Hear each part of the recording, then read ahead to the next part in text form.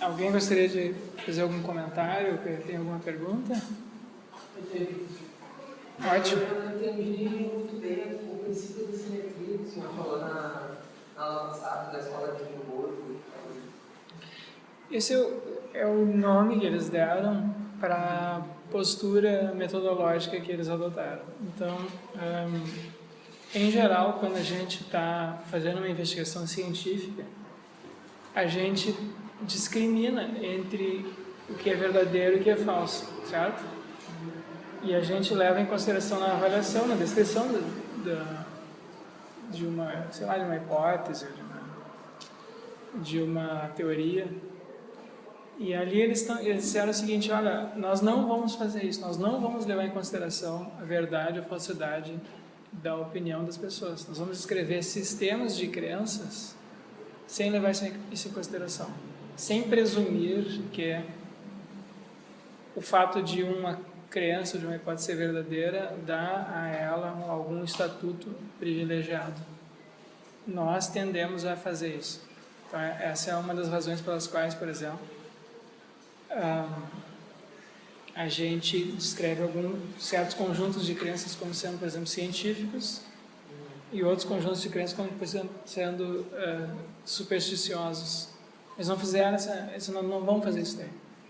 Porque se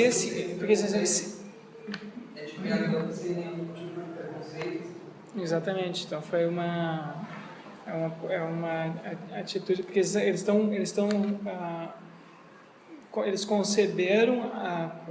procuraram conceber a ciência como uma rede, um conjunto de crenças como outro qualquer.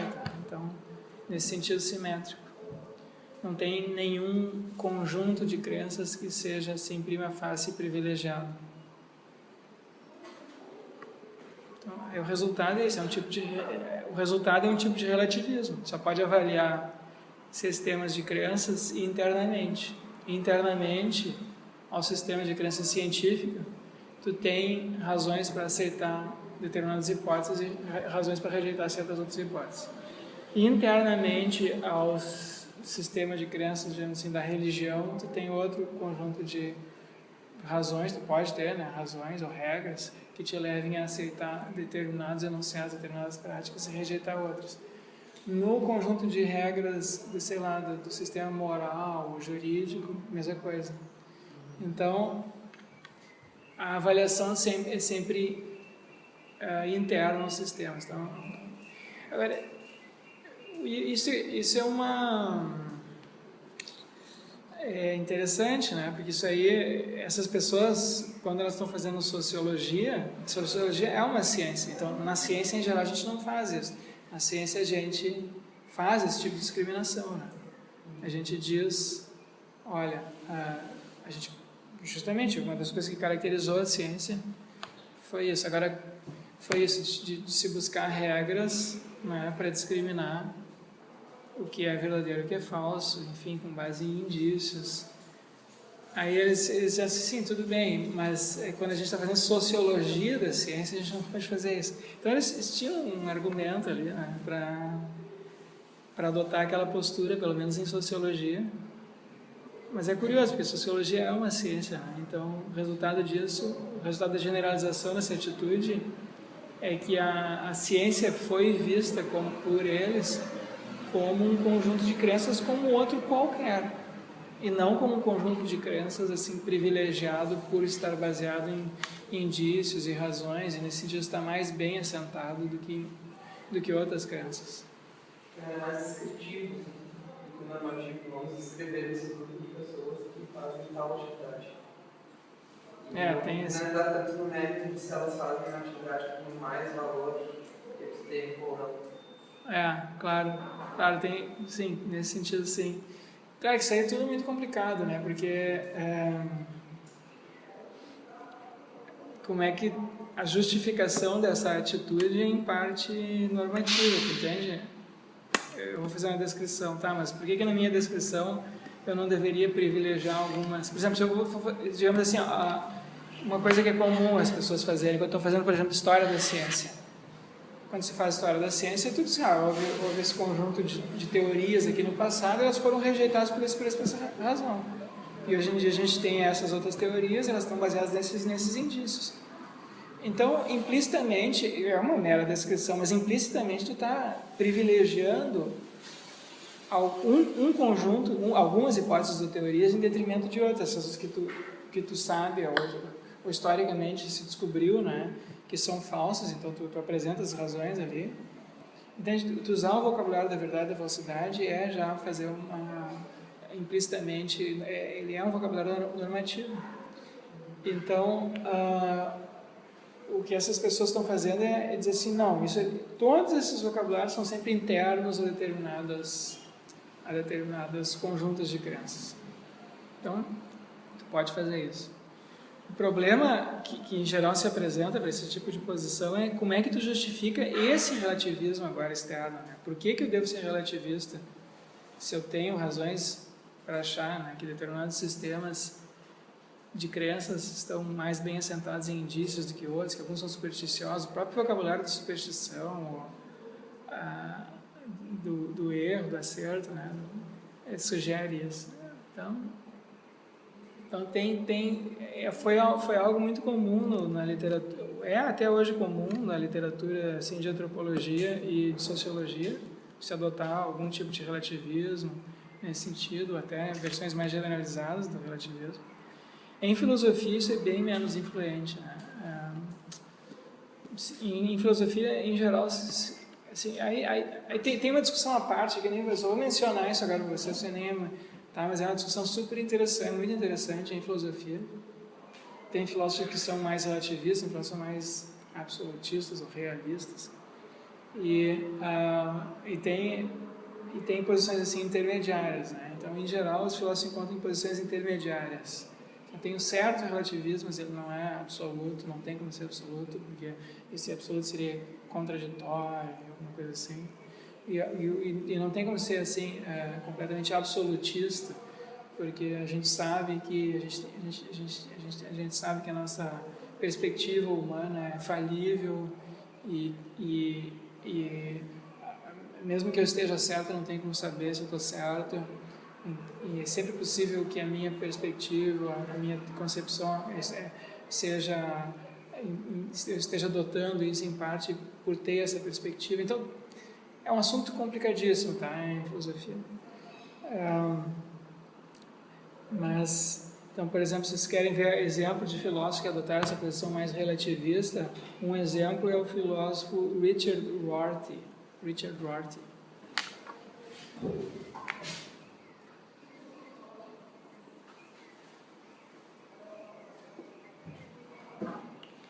Okay? Então, uma concepção mais pragmática, um pouco relativista a respeito dos sistemas filosóficos. Então, a tendência aí a compreender sistemas filosóficos quase como estilos literários, certo? Assim, não tem o certo e errado. Tem vários estilos diferentes, eles levam a resultados diferentes, e tu pode pragmaticamente se envolver com um ou com outro, mas em última análise não tem assim, correto e incorreto. E aí, por oposição a isso, a maior parte dos filósofos se opôs a isso e adotou concepções de tipo mais realistas. Então, tem razões para dizer... Eu não tenho razões absolutas nunca, mas em geral, mas eu tenho razões para preferir algumas concepções em detrimento de outras, apenas em determinadas circunstâncias. Tá? Então, teve essa discussão.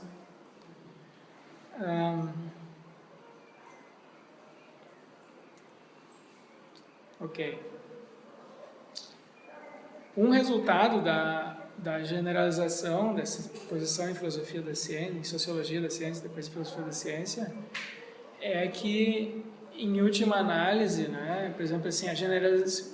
Depois eu vou catar ali os textos das feministas que fazem essas generalizações.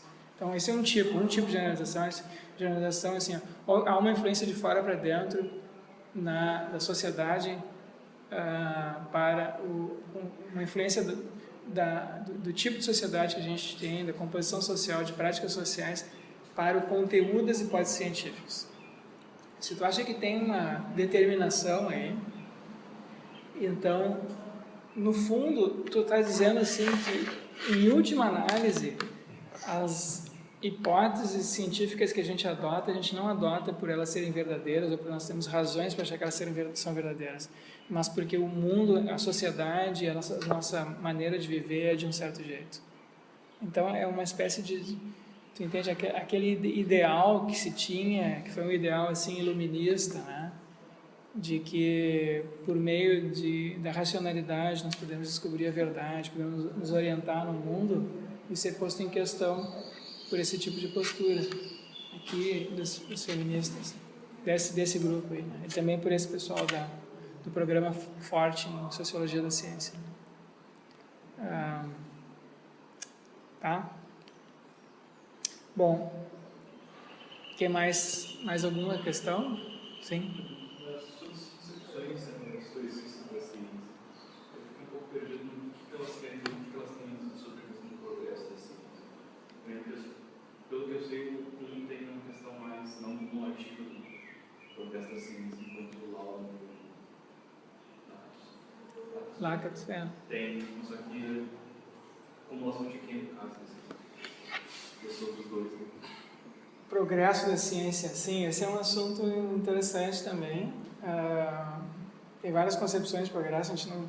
Eu só mencionei isso aqui, a gente não chegou a tratar disso, né? Mas tem uma literatura específica sobre isso aí, o que significa progresso da ciência. E as concepções assim, a concepção indutivista da ciência, na concepção indutivista da ciência, se supõe que a ciência está progredindo em direção à verdade. Nós estamos progressivamente, por meio de raciocínio, inferências indutivas, elaborando teorias que são cada vez mais gerais, que explicam um conjunto cada vez maior de fenômenos, que isso de fato tem acontecido na história da ciência, né? A gente hoje observa uma porção muito maior do universo, tanto assim em termos horizontais, né, quanto em termos verticais. O nosso conhecimento aqui de micropartículas hoje é muito maior. Então, o conjunto de fenômenos conhecidos hoje é muito maior. Então, nesse sentido, então a gente estaria conseguindo unificar ou descrever esses conjuntos de fenômenos a partir de um conjunto de princípios ou leis da natureza cada vez menor. A gente tem a proporção entre princípios ou leis da natureza e o conjunto de fenômenos abarcados, objetos de fenômenos abarcados, é cada vez maior, né? Você tem cada vez menos princípios para o número, comparativamente ao número de fenômenos, né? Então a gente estaria, as nossas teorias, embora a gente não tenha como saber se elas são verdadeiras ou falsas, a gente tem um progresso em direção à verdade, elas são mais verdadeiras que as teorias do passado. Aí tem várias métricas, tá? Várias propostas de como caracterizar essa métrica. É pelo número de fenômenos, com relação ou é pela precisão preditiva, ou é pela estrutura das teorias, tem os chamados realistas estruturalistas, né? A estrutura, as teorias mesmas mudam, mas a estrutura se mantém. Então, estruturalmente, as teorias seriam mais próximas a compreensão da estrutural do mundo seria melhor hoje. Então, tem essa ideia, tá? Certo? O que o Kuhn diz é que existe então, para os indutivistas, há progresso cumulativo. Parece, é verdade. O que o Kuhn diz é que na história da ciência existem rupturas, que são aqueles períodos de crise e evolução. Então, do ponto de vista teórico, do desenvolvimento da teoria, tem dois tipos de desenvolvimentos aqui na ciência para Kuhn. Tem o desenvolvimento das teorias, que é interrompido, depois começa aqui de novo, sobre novas bases, paradigmas diferentes, modelos diferentes, tá? Do ponto de vista teórico. Mas o Kuhn diz, olha, ao mesmo tempo que isso acontece, tem algo que é mais contínuo, que é a coleta de dados, informações. Então, informações que são coletadas num período da ciência, no período de ciência normal, não são abandonadas no período subsequente. Em geral, não são. Por exemplo, as informações que os gregos coletaram a respeito do movimento dos planetas não foi descartada, no gregos medievais, no período ptolomaico, não foi descartada no período copernicano. Ao contrário, ela foi explicada, aqueles fenômenos observados na Antiguidade, na Idade Média, foram explicados agora por uma teoria diferente. Então, aqui, em termos assim, da coleta de dados, da explicação, nesse sentido, tem um acúmulo aqui, compreende? Então, existe um progresso cumulativo no sentido de que o conjunto de fenômenos conhecido é cada vez maior, e o conjunto e as predições a respeito desses fenômenos conhecidos são também cada vez mais precisas e mais amplas. Não tem progresso nesse sentido. Mas onde não tem progresso é no nível teórico. Tá? Em particular, por exemplo, quando a gente fala de entidades não observáveis. Entidades não observáveis de uma teoria são diferentes de entidades não observáveis de teorias subsequentes. É comum isso acontecer. Ok? Então, por exemplo, as entidades não observáveis da física newtoniana, por exemplo, são diferentes das entidades não observáveis da física einsteiniana. Então, por exemplo, o Newton fala de espaço e tempo absolutos. Então, o tempo, provavelmente, a gente não tem observação direta do tempo. A gente tem uma medida do tempo através da observação do movimento das coisas. As coisas se movimentam aqui, e eu sei que o tempo está passando. Se a gente estivesse assim, olha aqui, ó, se a gente estivesse num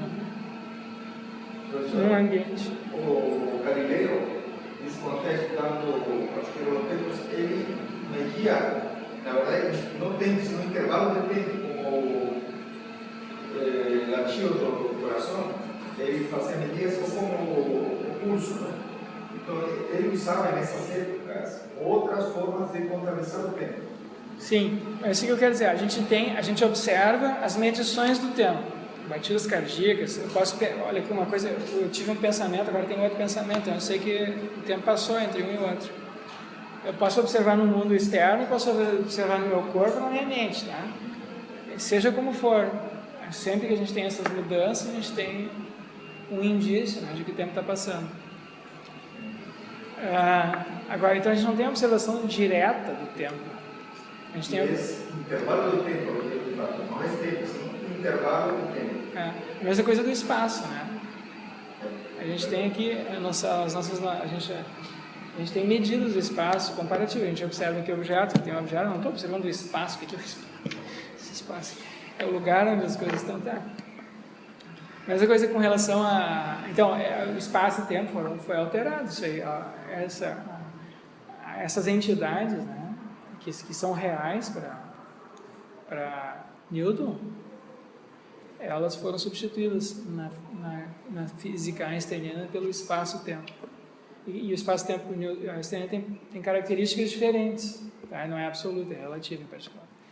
A mesma coisa com relação à gravidade. Então, Newton postulou a força gravitacional. Existe algo no universo que se chama força gravitacional. Mas a gente não observa a força gravitacional. A gente observa objetos caindo, a gente observa o peso, a gente sente o peso do corpo, isso é que a gente observa. Tá?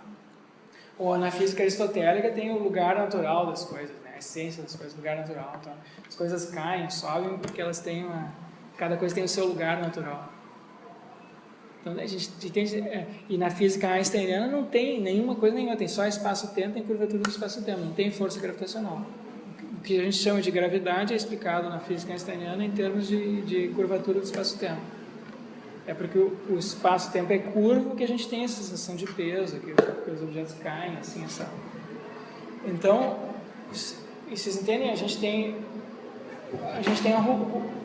rupturas aqui. Então, a curvatura do espaço-tempo einsteiniano não é um desenvolvimento cumulativo com relação ao espaço-tempo absoluto de Newton,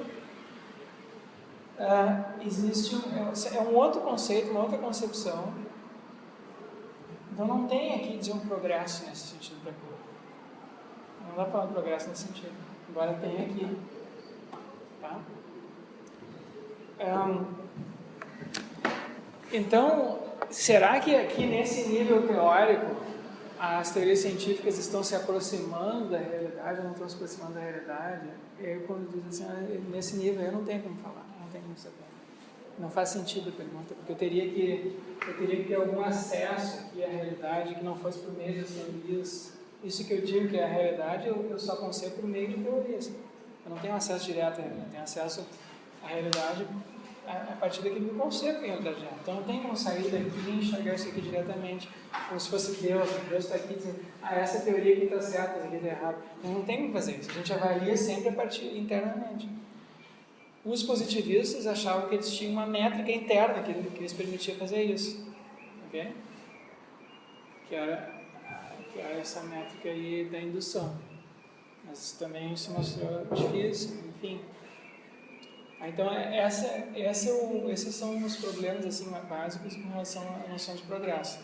Então, se eu tenho uma métrica interna, eu posso avaliar agora se eu estou me aproximando ou não, na verdade. Se eu não tenho, o que me resta é algo do tipo Kuhniano. Não, ou eu suspendo completamente o juízo a respeito disso, ou eu falo em progresso, como se fala na evolução das espécies. É uma noção, né, tem adaptação de geração em geração, as espécies vão mudando suas características em função das mudanças ambientais, se adaptando às mudanças ambientais. Então, tu não tem uma meta aqui com relação a qual a espécie está progredindo. Não tem a espécie humana ideal, não tem o macaco, passarinho ideal. Tem passarinhos que vão se adaptando de geração em geração às mudanças ambientais constantes. Então, o Kuhn fala, ele tem essa concepção assim ele fala na evolução da ciência dessa mesma maneira, em termos darwinistas.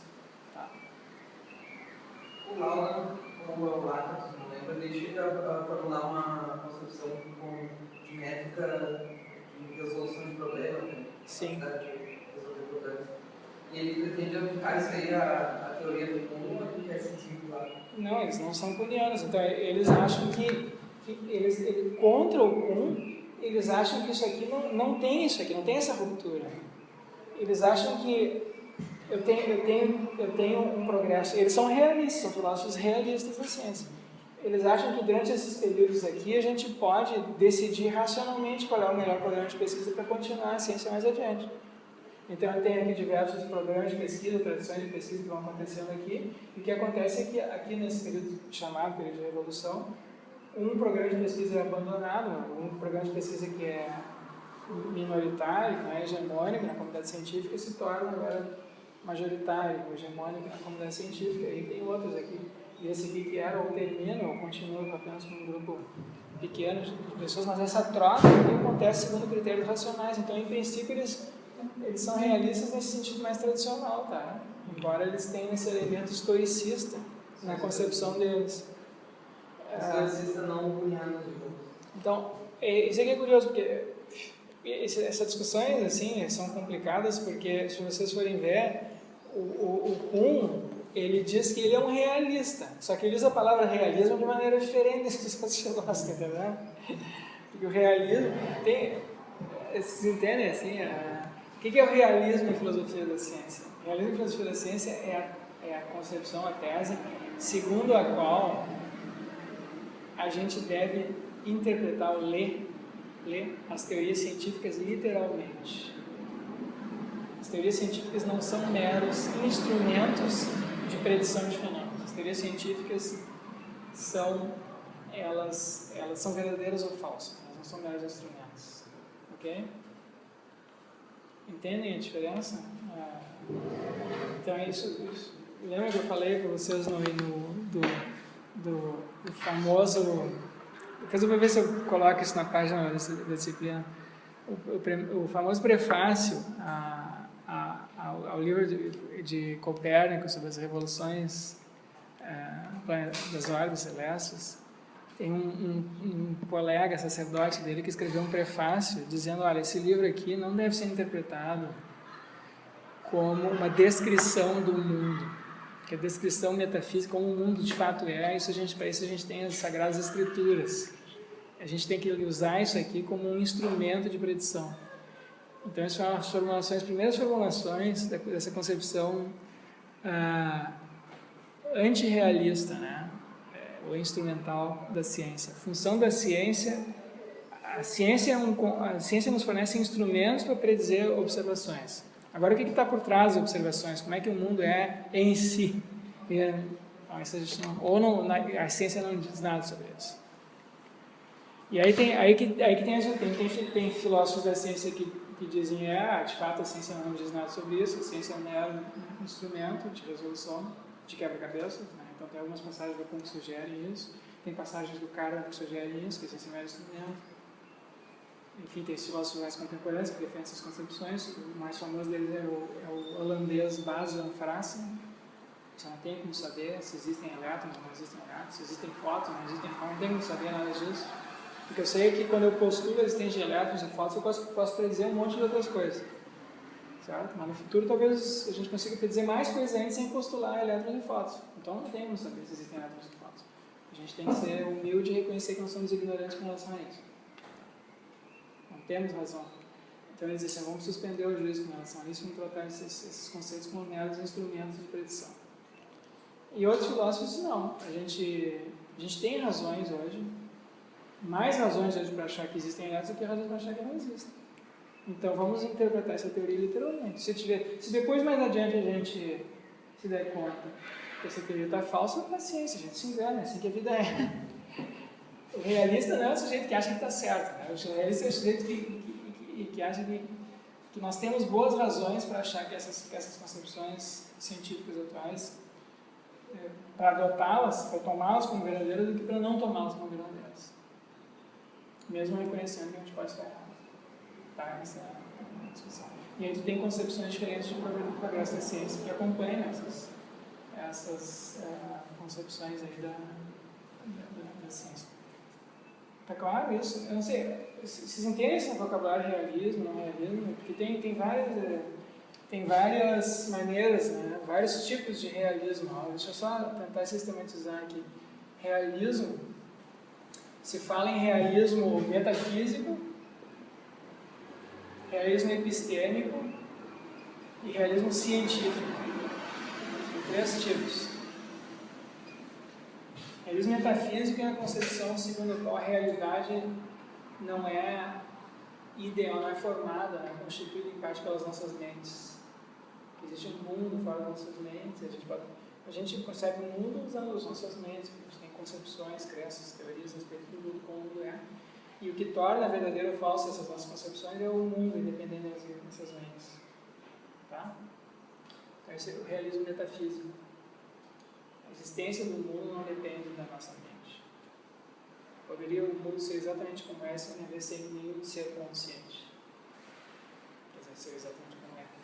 Seria diferente, né? Não haveria seres humanos. Tá? Realismo epistêmico é a tese segundo a qual nós podemos conhecer esse mundo que é independente da nossa mente. Porque poderia ser um mundo independente da mente, a gente teria de ser cético, né? Não tem como saber nada. Pode ser que o mundo seja independente da nossa exista um universo independente da nossa mente, mas a gente não tem como conhecer. Os realistas epistêmicos dizem assim, não apenas o mundo é independente da nossa mente, nós temos que conhecê-lo. E o realismo científico diz o seguinte, sim, e os melhores meios de fazer isso é através da ciência. Tá? Então vamos ler as nossas teorias científicas literalmente. Professor, tem um livro que se chama Realismo, Teoria e Realidade, de Bunge. Sim. Ele tem uma filosofia da ciência que trabalha bastante essa parte do realismo. Sim. Isso aí, quase todos os livros de introdução à filosofia da ciência têm essa apresentação, tá? Bom, então, e aí aqui tem as contraposições, aqui, em particular aqui tem o antirrealismo científico, vários tipos de antirrealismo científico, realismo científico e antirrealismo científico, vários tipos de antirrealismo científico. Tem um antirrealismo científico que é cético, o tipo do Van Fraassen, tem um antirrealismo científico que é instrumental, ficcional.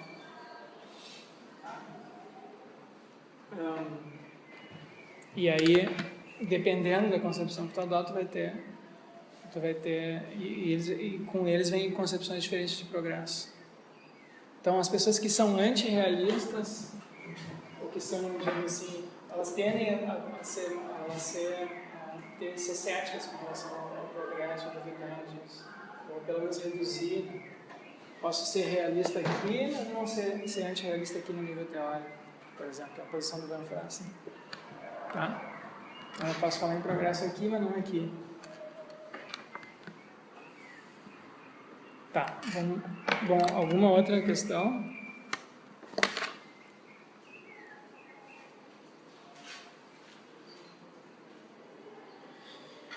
Vamos então adiante.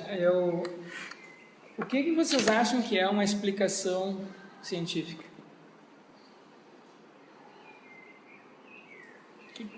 Explicação científica.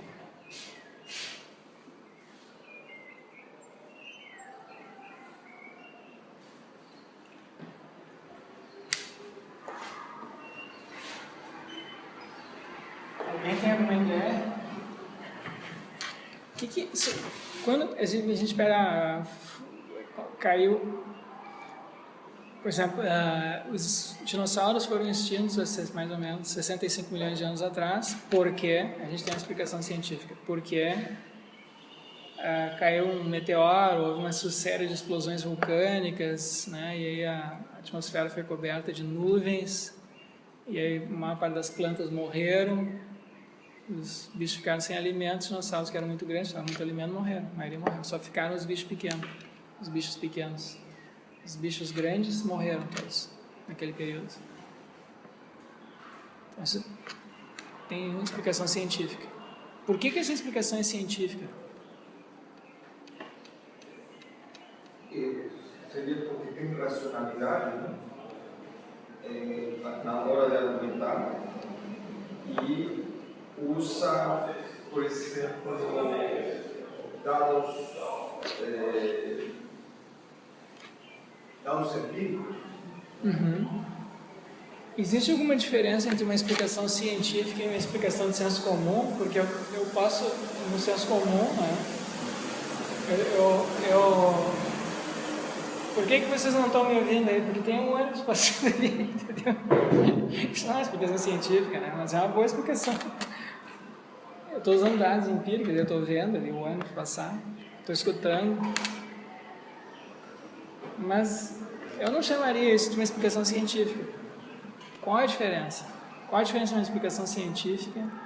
Essa dos dinossauros, quedas de meteoritos, explosões vulcânicas, morte das plantas, e essa outra agora, mais trivial. Ou eu posso dar uma explicação também por que os gremistas estão tristes hoje. Os gremistas estão tristes hoje com base em dados empíricos. Eu posso, observação e dados empíricos, eu explicar para vocês por que os gremistas estão tristes hoje.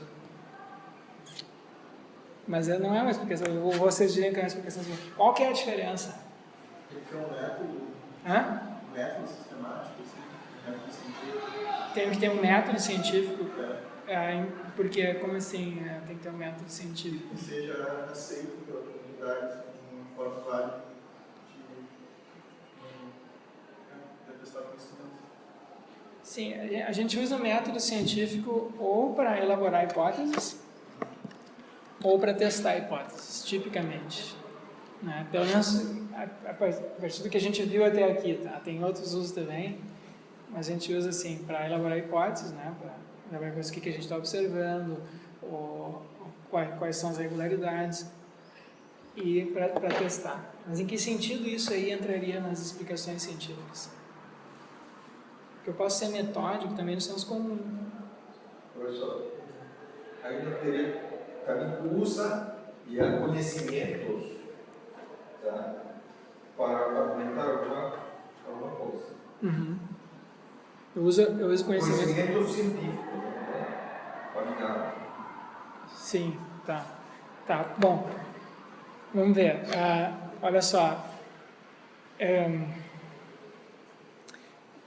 Tem uma literatura específica só sobre esse assunto da explicação científica, tá? Então, esse é um assunto muito antigo, mas a discussão contemporânea a respeito disso começou para valer em 1948, uma publicação de um artigo escrito por Hempel e Oppenheim.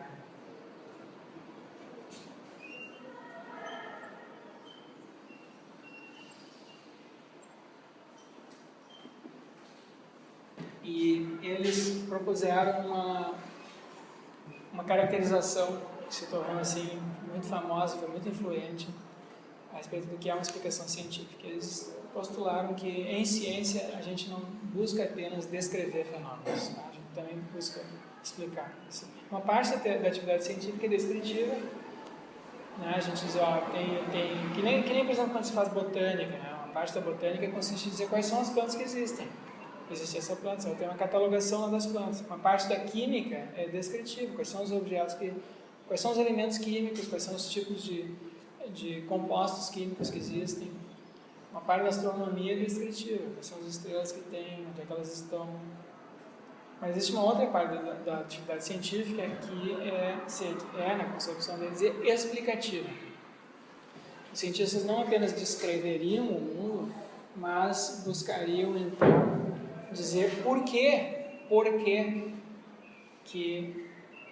certos fenômenos acontecem, certo? Por que os dinossauros se extinguiram 65 milhões de anos atrás? Por que quando chove a temperatura baixa, certo? Então a gente tem explicação científica tanto de eventos particulares, extinção de um dinossauro, um eclipse qualquer. A gente tem e também explicação científica de irregularidades. Quando chove, a temperatura cai, tende a cair. Quando tem muito sol, o ar fica mais seco. Ou quando está muito frio, quando está abaixo de zero, o ar fica seco. Então tem irregularidades, padrões na natureza. A gente tem explicação de eventos singulares e explicação de tipos de eventos, padrões, regularidades. Então a gente tem, de um lado a gente tem a descrição e a explicação do porquê isso acontece. O que é explicar? Então eles colocaram assim, o que é explicar? Em que consiste essa segunda parte? Tem a parte descritiva, agora tem a parte explicativa. Em que consiste essa explicação na natureza? E eles elaboraram uma teoria sobre isso, tá? Que é apresentada nesse artigo, foi apresentada inicialmente nesse artigo em 1948. E essa concepção é uma concepção que diz o seguinte, essa foi a primeira, uma teoria ou concepção nomológica da explicação. Tem gente que chama isso aqui também, vocês vão encontrar na literatura gente que se fala disso aqui como um modelo, uma explicação dedutivo-nomológica. Tá? Então a gente chama um modelo nomológica de lei, certo? De nomos, de lei. Então tem gente que fala, que se refere a essa concepção aqui de Hempel como sendo um modelo dedutivo-nomológico, da explicação. Ok? Então, o que eles disseram? Eles disseram a explicar cientificamente, explicação científica, tá? Não a senso comum. Explicar cientificamente é subsumir sobre leis da natureza.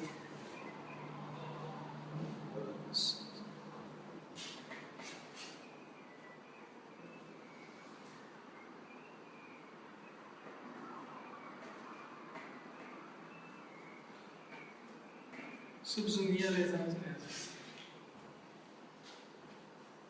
E mais especificamente ainda, deduzir logicamente de leis da natureza, se quiser.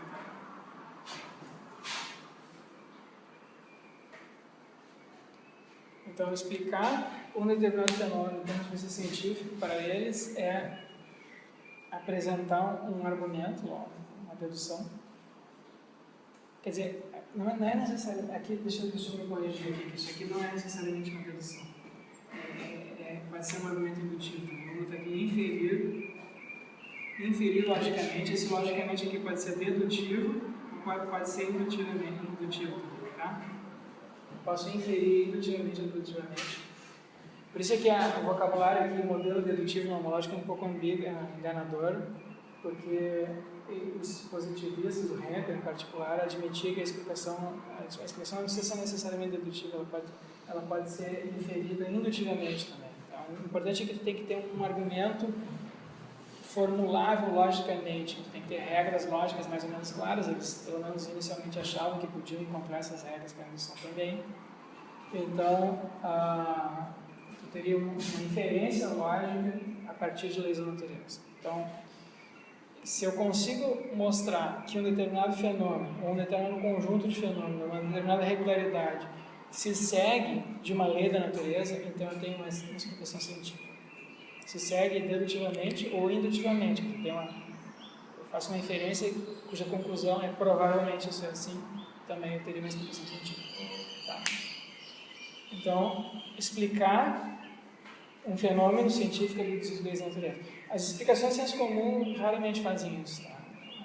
A gente não faz, quando está dando uma explicação de senso comum, a gente raramente faz referência a leis da natureza. E quando a gente faz a referência à lei da natureza, tem uma dedução ou uma inferência lógica, aí a gente tem, na verdade, uma explicação científica no senso comum.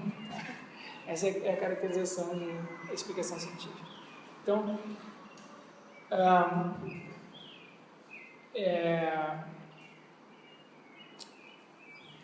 Então, toda a explicação científica tem de poder ser apresentada na forma de um argumento que inclua entre as premissas uma ou mais leis da natureza.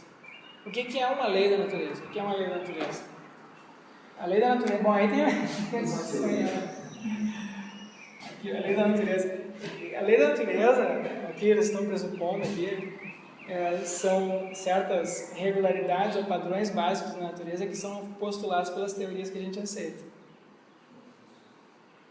Profesor, y esas teorías, o sea, leyes o principios, se consideran válidos y eso no va a mudar. O sea, puede mudar algunas cosas do fenómeno que uno está estudando, mas no puede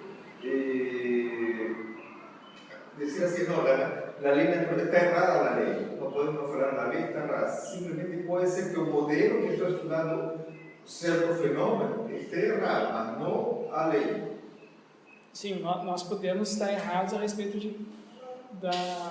o nosso conhecimento, quer dizer, as nossas crenças a respeito das leis naturais podem estar erradas, né? Mas existem certas regularidades básicas, certos padrões básicos da natureza mesmo. E claro que a gente pode estar errado. Então, o que a gente faz? A gente deduz das teorias que a gente tem, mas claro, as teorias que a gente tem estão erradas. Então, essa é uma outra questão. Uma questão é saber se as nossas teorias a respeito das leis da natureza estão certas ou estão erradas. Certo? Outra questão é, bom, vamos supor que essas teorias agora estão certas, né? Provisoriamente, a gente acha que estão certas, e a gente agora pode deduzir disso daí certos fenômenos, certos eventos da natureza. Isso é uma explicação científica. Certo? Então, isso aí foi um modelo, isso aí foi uma formulação assim, pareceu muito atraente, né, que foi apresentada, porque é muito sucinta, muito clara, fácil de entender, né, e parece se adequar a uma boa parte daquilo que efetivamente se faz na ciência. Tu apresenta determinadas regras da natureza, claro, as regras podem não ser essas, mas aí então a tua explicação está errada porque a tua teoria está errada. Né? E tu deduz aquele caso particular de uma regra no geral. Deduz ou infere? Nesse modelo, a explicação é a mesma coisa que uma predição. Exatamente. Deduzir, explicar é igual a predizer. Exatamente. Se eu tenho uma explicação, eu tenho uma predição. Então, a lei da natureza pode ser tratada pelo cientista como uma mera crença, uma coisa provisória. A lei da natureza é da natureza mesmo. O que é provisório são as nossas teorias a respeito da lei da natureza. Certo?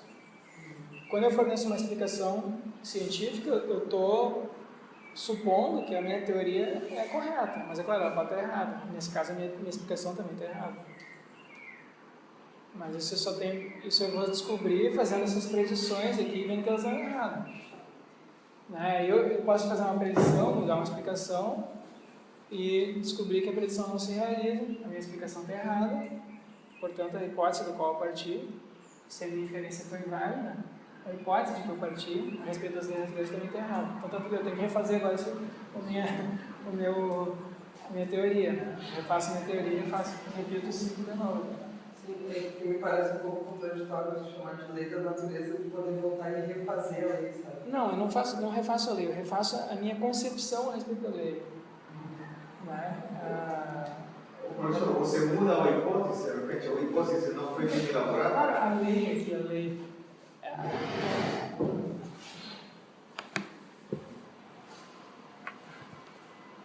Sim, tá, eu entendo, tem essa ambiguidade quando a gente fala em... Professor, vamos colocar um exemplo. Eu tenho uma folha de papel e eu deixo cair. Então, se eu não vou ser simplista aplicar um estudo como se fosse uma pedra, aí eu, quando deixa cair na pedra, chega primeiro, aí queda livre. Mas se deixa cair no papel, ele vai demorar. Então, aí eu vou encontrar um modelo matemático que explique essa queda dessa folha de papel. Então, para isso eu vou usar leis, princípios, a lei de Newton. Então, e sobre isso eu desenvolvo um modelo dessa queda do papel e vou colocar assim, simplificar algumas coisas, não? Que não tem um vento lateral. Então, vou fazer simulações para conseguir fazer um modelo mais simplificado. Então, depois eu vou usar matemática aqui nas equações diferenciais. Depois encontro o tempo de queda. Sim. Mas usei a lei de Newton e encontrei um modelo. Agora, esse modelo me parece que o tempo de queda vale nada. Vou ver se quanto tempo e se está mais ou menos contraste, está mudando valores, o modelo é razoável. Sim. Então eu acho que assim, não sei que o modelo, o que uno vai testar é o modelo, não a teoria, a lei de Newton. O que uno testa, de repente o modelo está mal elaborado, simplificou demais. Então uno testa o modelo, mas não a teoria, a lei de Newton. Por que não testa as leis de Newton? Não, porque a lei de Newton, você como está usando aí, é assim, é aceito a lei de Newton, você não entra em discussão a lei de Newton.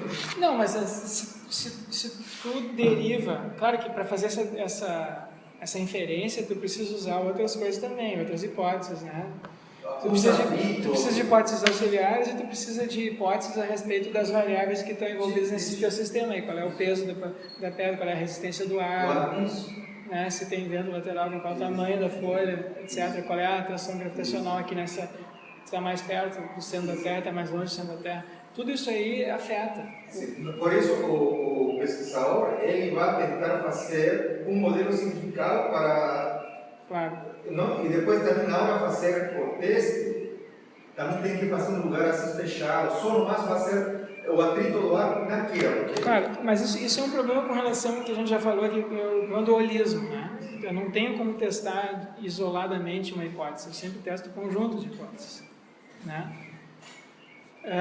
Tudo bem, esse é um problema com relação ao teste, é uma dificuldade com relação ao teste, mas não importa. O ponto aqui é que se tu tem uma explicação, tu tem também uma predição, porque explicar é fazer essa inferência. Então, se tu consegue mostrar que um determinado fenômeno é esperado, faz a predição, explicar é mostrar que não tem nada demais isso está acontecendo. Dado que as leis da natureza são essas, isso é exatamente o que deveria acontecer, isso é explicar. Por que quando chove a temperatura ambiente tende a cair? Isso é esperado se tu conhece um pouco de evaporação, de queda de energia e tal, da água, como é que funciona a interação da água com a água, né, de transformação da água com a evaporação da água, tem uma perda de energia, então tem resfriamento, não sei o quê. Então não é surpreendente que a temperatura caia quando chove. Né? Então isso que foi apresentado aqui, inicialmente como um modelo de explicação, e geralmente vocês vejam que quando a gente pergunta, faz uma explicação, né, ou exige de alguém, ou espera que alguém nos dê uma explicação científica, geralmente a gente diz assim, a gente se dá por satisfeito quando o sujeito menciona assim, alguma lei da natureza, alguma regra, algum princípio geral que subsume, no qual aquele fenômeno particular possa estar subsumido. Tá? Bom, esse foi um modelo muito influente ainda, influente hoje, mas apareceram alguns problemas para esse modelo, que o principal deles é o chamado problema da simetria.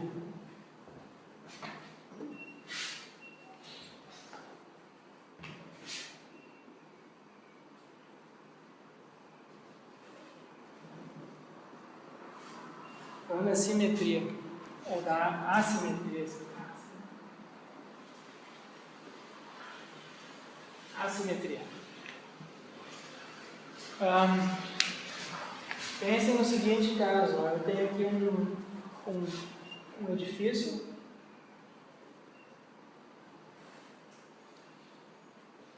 certo? Tem um prédio alto, e eu tenho aqui uma sombra, tem o sol bate aqui no prédio, e o prédio projeta uma sombra, a sombra do prédio no chão. E agora eu posso perguntar assim, por que a sombra do prédio tem tantos metros? Por quê? Por que tem, sei lá, tem X metros aqui? Por quê? Por que tem X? Tem 20 metros, 40, 100, 50 metros? Por que nessa hora do dia tem 1 metro de sombra, depois tem 10 metros de sombra, depois tem, sei lá, 100 metros de sombra? Por quê?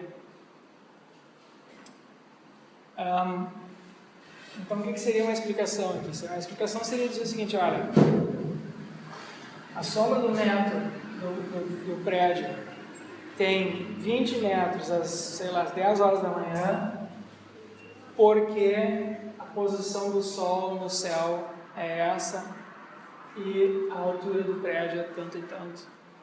E aí esse ângulo aqui, agora eu preciso de um pouco de trigonometria, um pouco de ótica, né, que explica por que o prédio produz sombra, e aí eu tenho um cálculo aqui, do qual eu posso inferir agora. Posso inferir que, dado a incidência da luz, o ângulo de incidência da luz sobre o prédio, a sombra projetada vai ser de tal tamanho. Então eu infiro que a sombra deve ser exatamente como a gente está observando, dadas essas regras de trigonometria, ótica e a posição atual do Sol e a altura do prédio.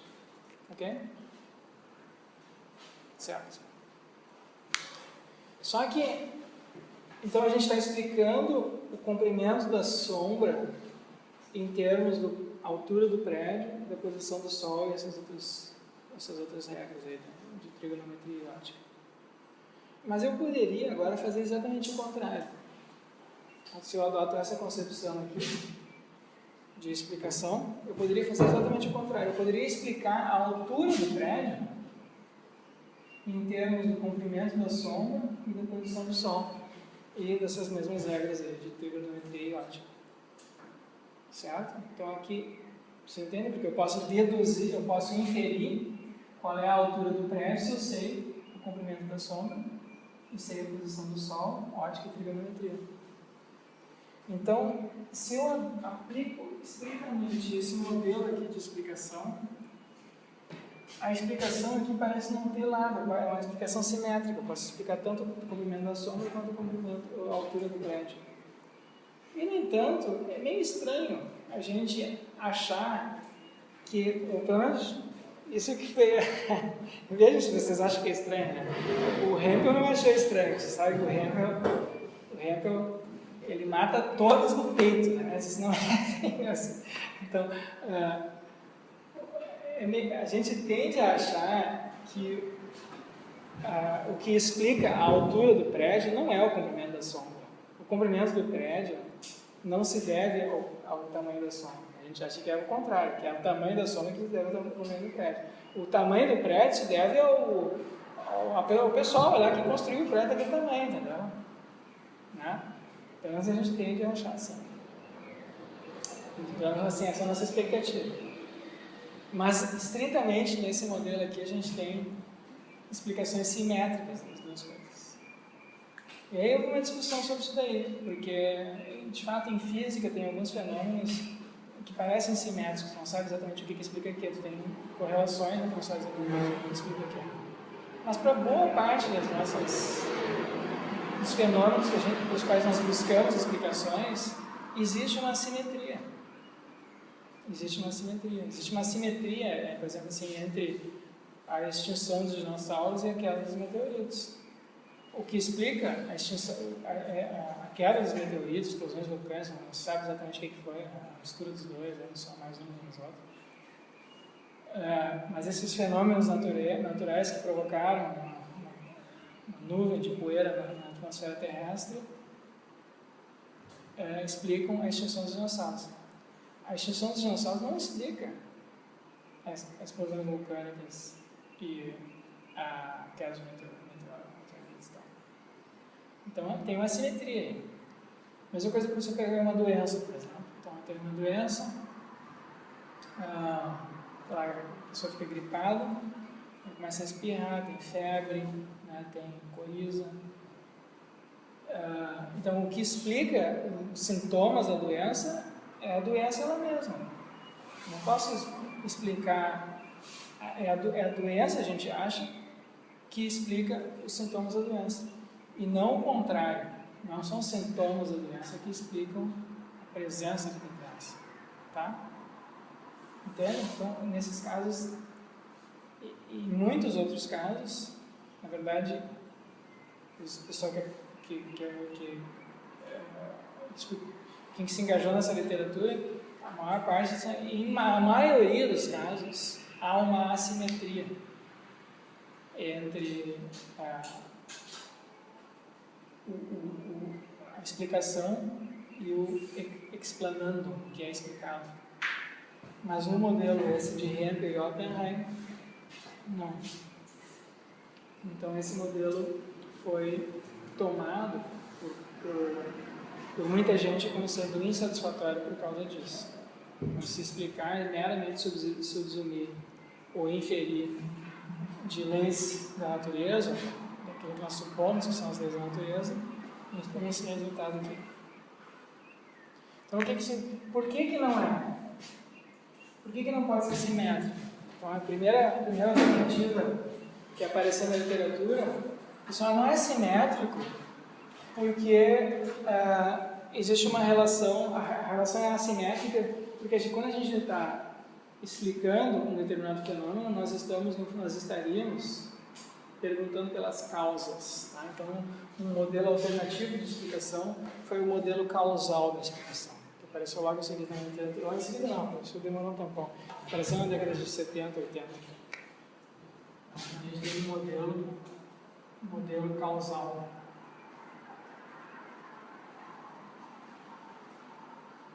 Da explicação. Explicar é mostrar quais são as causas. Explicar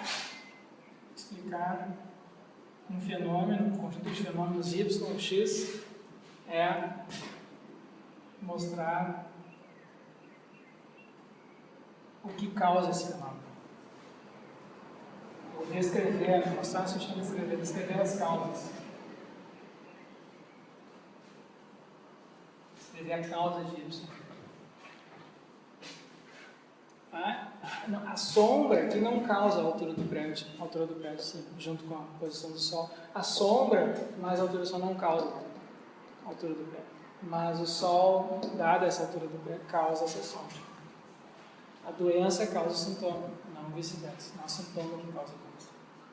Mas então, se tu largar de mão na sorte que explicação tem a ver com causalidade, o modelo do tempo não tem nenhum problema. O Hempel eu achei que não tinha nenhum problema, exatamente. Ele acha que...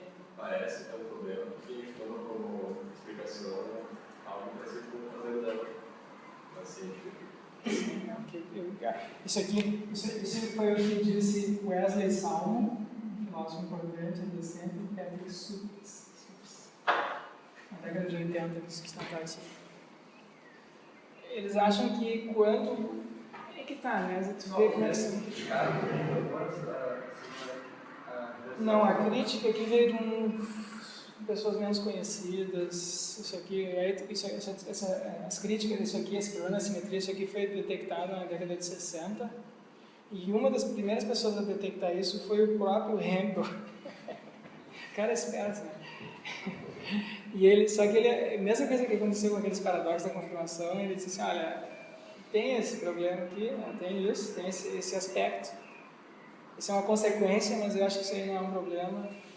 O Hempel não estava preocupado em conciliar a filosofia da ciência com o senso comum, com as nossas expectativas a respeito das ciências, entende? Tem filósofos que acham que uma tarefa básica da filosofia é formar uma concepção unificada do mundo que unifique as nossas concepções de senso comum, as nossas concepções científicas, as nossas concepções morais, entende isso? Coisas que para nós parecem paradoxais, né? Como é que, entende? Uma função básica da filosofia seria explicar como é que pode isso, né? Como é que pode? Por exemplo, como é que pode, né, a gente ter a impressão de que essa mesa aqui é sólida e as teorias científicas parecem dizer que os átomos, os elétrons, a parte é vazio, então a gente tem uma discrepância, parece ter uma discrepância entre a nossa concepção, assim, de senso comum, nossa percepção do mundo e a descrição científica do mundo. Tá? Mesma coisa com relação à moral, tem as nossas concepções da moral, tem as teorias, tem uma discrepância. Então a função da filosofia seria mostrar como é que essas coisas se conectam ou não se conectam. Então tem muitos filósofos que vão por esse caminho, né? Então, por exemplo, então o Hempel não é dessa turma. Para Hempel e para os positivistas lógicos, a função básica da filosofia é analisar logicamente estruturas linguísticas. Então aqui eu tenho um discurso, que é o discurso da ciência, e agora eu vou mostrar quais são as conexões lógicas entre as partes, o que é mais fundamental, o que não é mais fundamental, o que pode ser reduzido ao quê. Né? Dá para reduzir a psicologia à física? Qual é a relação lógica entre o discurso da psicologia e o discurso da física? Qual é a relação lógica entre o conceito de confirmação e, sei lá, o conceito de predição, evidência, indício? Certo? Então, o filósofo seria analisar o que pessoas diferentes, em contextos diferentes, dizem, quais são as estruturas linguísticas que e mostrar se faz sentido ou não faz sentido. Tá? Então, não existe, para eles não havia essa preocupação em só de mostrar que tudo faz parte de um conjunto unificado, que tu pode ter perfeitamente bem essas estruturas linguísticas diferentes, que servem a propósitos diferentes. Tá? Mas existem outros filósofos que acham que a tarefa da filosofia é, em parte, mostrar como as nossas concepções de senso comum, nossa visão comum do mundo, se conecta com concepções científicas, concepções morais, enfim. E se tu tem essa preocupação, então aí entram essas considerações a respeito da causalidade. Porque no senso comum parece, pelo menos, né, plausível a gente entender as nossas expectativas com relação às explicações científicas em termos de demonstrações de relações de causalidade. Então, muitas vezes, quando a gente pede uma explicação, qual é a causa o sujeito está espirrando ali, eu vou no médico saber qual é a causa disso. O sujeito está espirrando, está com um catarro, não sei o quê. Vou no médico, quero saber a causa. Quero que me explique o que está acontecendo aqui com o meu amigo, meu filho, comigo. Né? Aí eu imagino, não, o que está causando isso aí é uma bactéria, um vírus, não sei o quê. Ok? Então, no senso comum, a gente em muitos contextos, a gente tende a conectar a explicação com causação. Né? Então, mas, de fato, se tu não tem essa preocupação, como Hempel não tinha, porque para Hempel, em particular, o conceito de causação é um conceito confuso, é um conceito metafísico, e nesse sentido aí a gente tem uma literatura muito antiga, né, que vem desde Hume, questionando a noção de causalidade. Nós não temos uma concepção clara do que é uma causa. E agora eu estou tentando explicar a explicação em termos de causa, mas agora vem o que é uma causa. Então,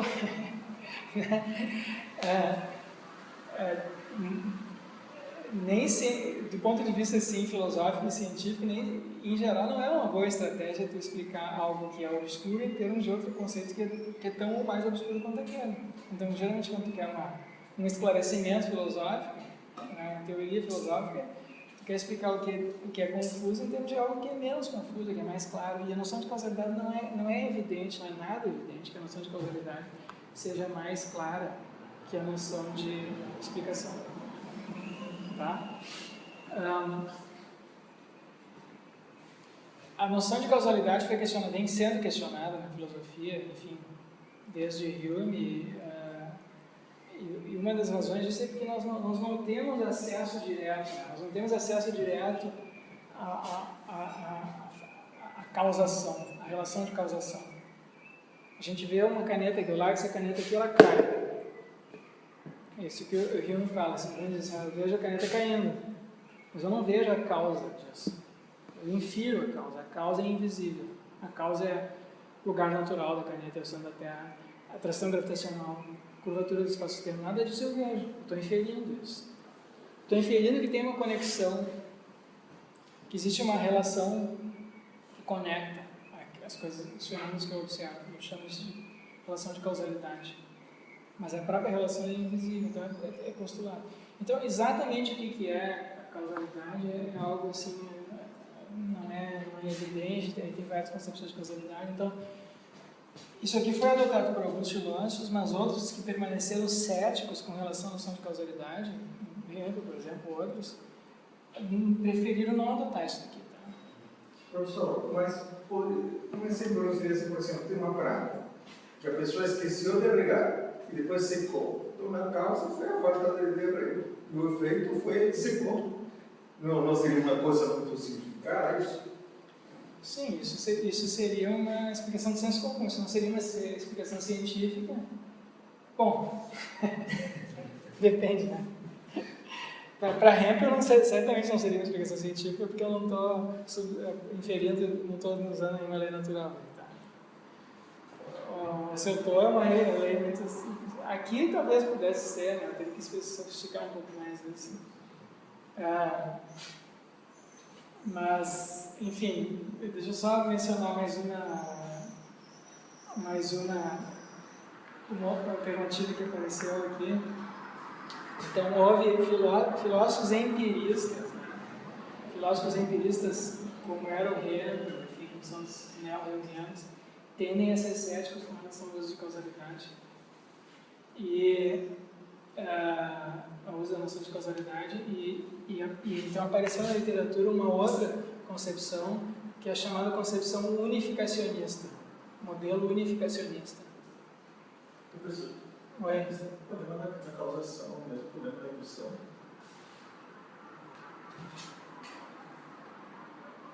São problemas aparentados. São problemas aparentados, sim.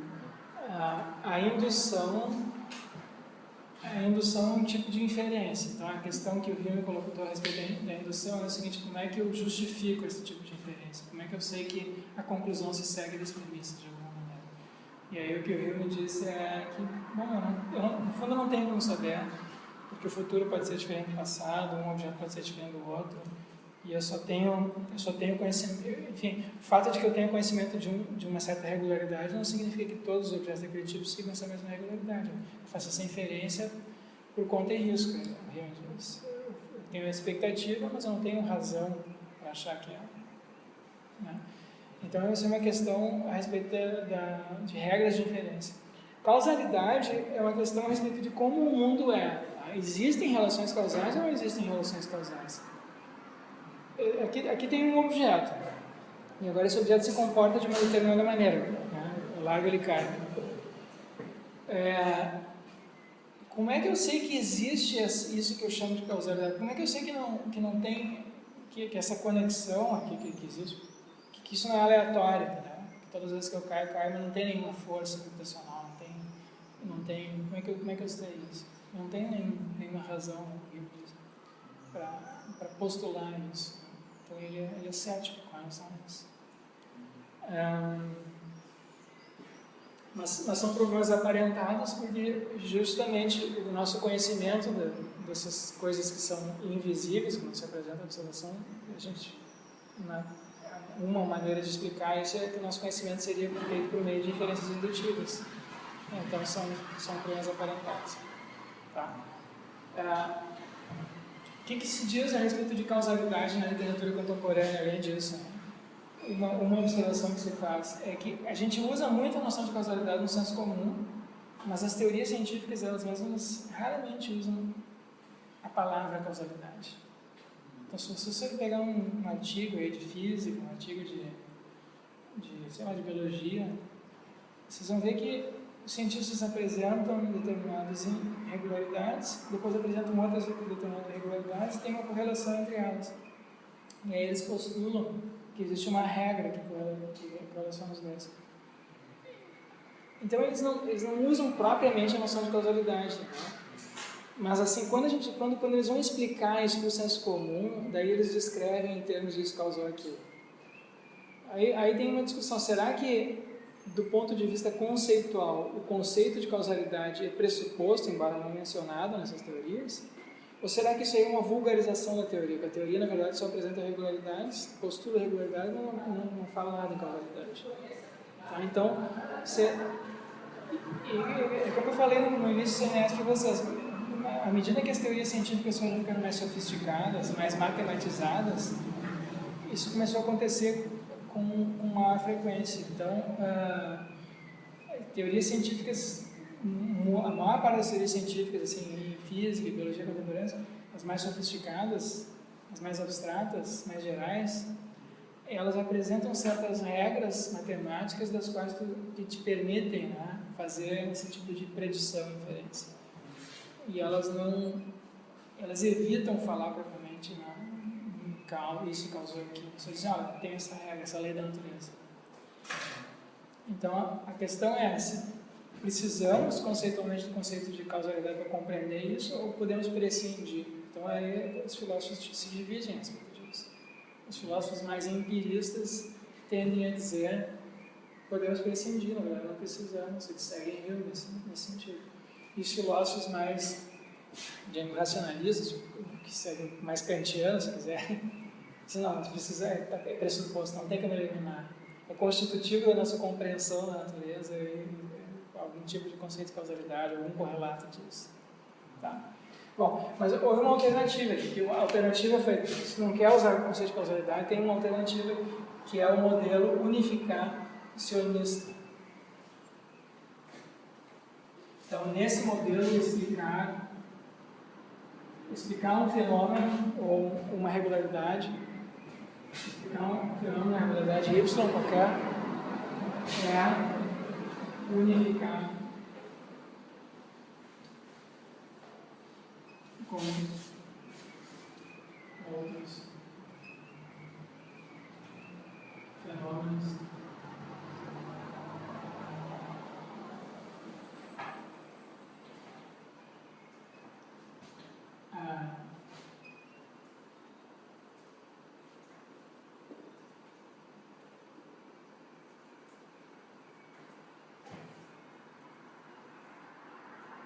irregularidades básicas, alguma coisa assim, tá? Então isso aqui é uma versão, então, existe uma tendência na ciência, no desenvolvimento da ciência, que se nota que é o seguinte, que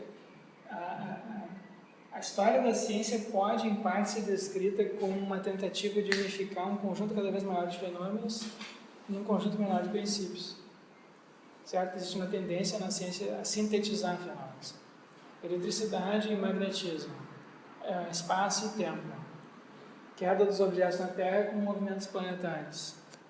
Né? Tem uma tendência a sempre unificar fenômenos que se apresentam para nós inicialmente como sendo fenômenos distintos, a gente unifica aquilo sobre o mesmo conjunto de regras. Então, explicar com esse modelo é buscar coisas mais simples. Mais simples, mais unificar. Explicar é unificar. Explicar é unificar. Não necessariamente mais simples, porque as teorias podem ir ficando mais complexas à medida que tu vai descobrindo complexidades na natureza humana. Então... Mas ele está unificando as teorias, os fenômenos mais básicos. Tu tem que encontrar regularidades cada vez mais gerais, mais sofisticadas, que incluam aquele fenômeno particular ali. É um tipo de simplificação, se tu quiser, tá? Pode compreender dessa maneira, embora o conceito de simplificação não seja muito simples de analisar, né? Porque tu tem vários tipos de simplicidade. Tu pode ter simplicidade... Tu pode ter teorias que são simples, assim, do ponto de vista da quantidade de objetos que ela postula, mas é muito sofisticada do ponto de vista da quantidade de princípios que ela postula. Pode ter menos objetos explicado com mais princípios. Tu pode ter uma outra teoria que postula menos princípios, mas uma variedade maior de fenômenos particulares, objetos particulares. Então, nem sempre é evidente qual dessas duas teorias é mais simples. Então é isso, né? Então, além disso, na história da ciência, as teorias não foram ficando mais simples nesse sentido, assim, de que elas postularam cada vez menos objetos e menos princípios. Não, hoje em dia a gente postula um número muito maior de objetos, né, do que se postulava antigamente, e o número de princípios também aumentou. Então não houve assim uma simplificação geral da ciência, houve uma complexificação geral da ciência, mas a proporção entre princípios e objetos é que foi alterada, né? Tem mais fenômenos descritos por menos princípios, né? Então depende do que a gente quer dizer com a simplificação, tá? Em certo sentido sim, em outro sentido não. Por isso que eles falam aqui em unificação, não simplificação. O que tu tem a união do conjunto cada vez maior de objetos e fenômenos sobre um conjunto menor de regras, de regularidades. Tá? Então, antigamente antes de Maxwell, tu tinha fenômenos da eletricidade unificados por regras da eletricidade. Regularidade da eletricidade, fenômenos do magnetismo unificados por regras ou princípios do magnetismo. E depois tu tem os dois unificados por um conjunto só, do eletromagnetismo. Então, a explicação científica para esse modelo seria tudo enriquecer esse acabouço teórico humano, assim, digamos, que está botando mais um fenômeno dentro daquela conjunto de regras. Exatamente. Então, tu mostra que coisas que se apresentam inicialmente como sendo diferentes, de tipos diferentes, na verdade são do mesmo tipo, estão unificadas sobre a mesma regularidade. É uma mesma regularidade, tu tem que apresentar essa regularidade aqui, tu tem que dar uma fórmula, né, ou uma regra que inclua aqueles fenômenos diferentes. Então, de certa maneira, isso daqui é uma versão modificada desse princípio aqui do Hempel. E as pessoas que apresentaram isso daqui depois argumentaram, mas na verdade esse modelo unificacionista já estava presente aqui nas formulações iniciais dos positivistas lógicos. Tá? Então, quem é que defende isso daqui é o Philip Kitcher, um livro chamado The Advancement of Science, e o filósofo de Stanford, Michael Friedman.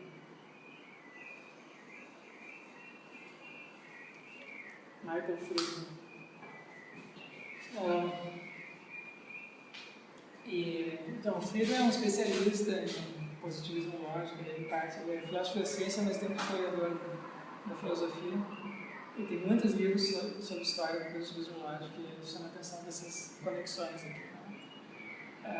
Porque se eu estou unificando a regularidade, o que são essas regularidades aqui? São leis da natureza. Mas essa formulação aqui evita esse problema da simetria, então tem essa vantagem. Os dois aqui, as duas formações evitam o problema da simetria. Porque aqui eu tenho, nas relações causais eu não tenho problema. Eu tenho assimetria nas relações causais. E se eu estou falando em unificação, não tem esse problema, porque eu estou unificando os fenômenos sobre esse conjunto de princípios. Eu não tenho como fazer o contrário.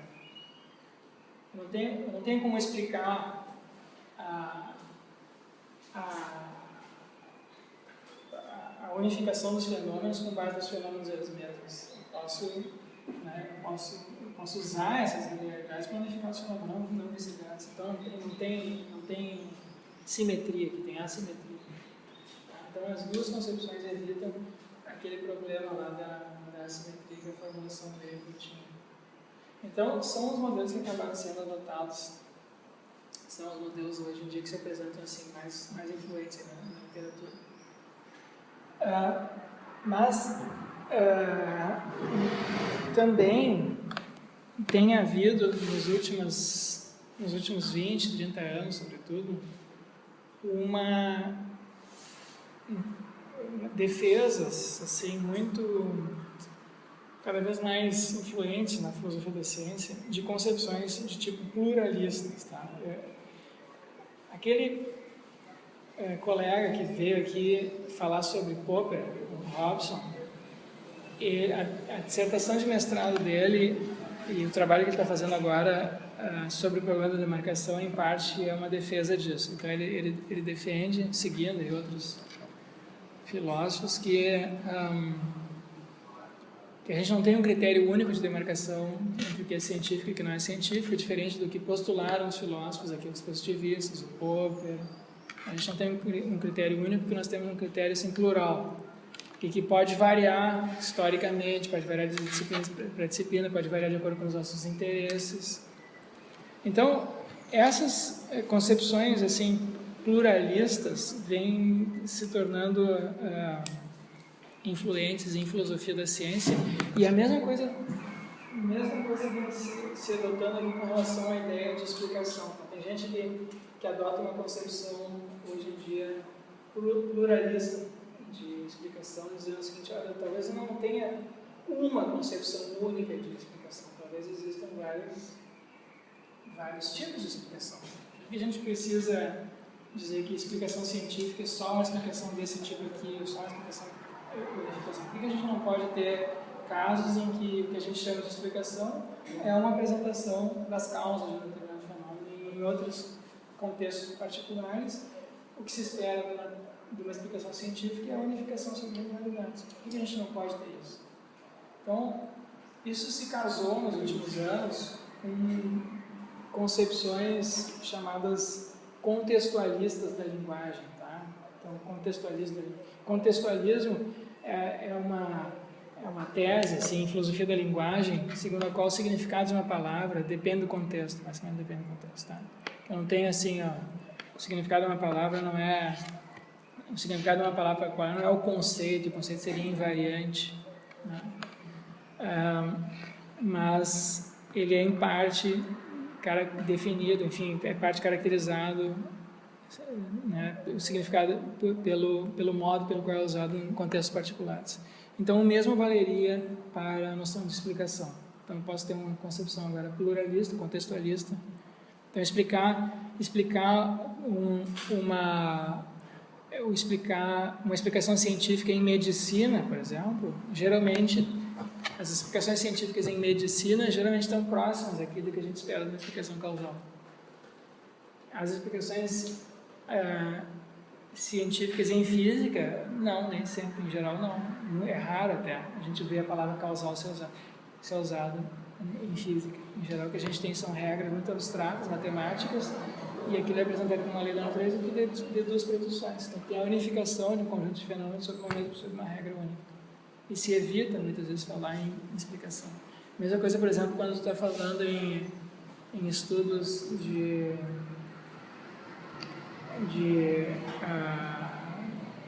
psiquiatria ou esse estudo de neurociência, né? Tem correlações, mas não tem propriamente ali a apresentação de relações causais. Então tem gente que vem defendendo essas concepções agora pluralistas ou contextualistas a respeito do conceito de explicação. Então tá, onde é que isso nos liga? Isso aqui nos liga agora com... Por que eu coloquei esse assunto aqui no item lá, metafísica da ciência? Porque a conexão, quando a gente está falando de explicação científica, a ideia é que a gente esteja conectando as nossas teorias científicas ou com leis da natureza, ou com causas, ou com as regularidades que são regularidades da natureza mesma. Então,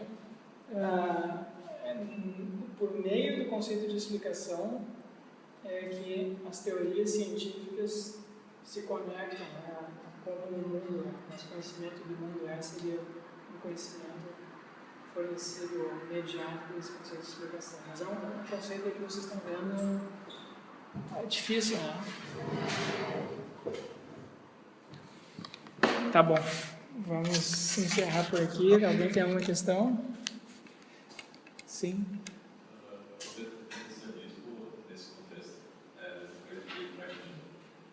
Não.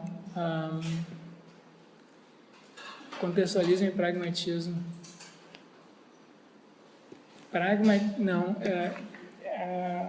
Pragmatismo é uma escola de filosofia americana, né, do início do século, para o final do século XIX, início do século XX, que buscava explicar, bom, no que diz respeito ao significado das palavras, eles buscavam caracterizar o significado das palavras como estando ligadas às nossas ações.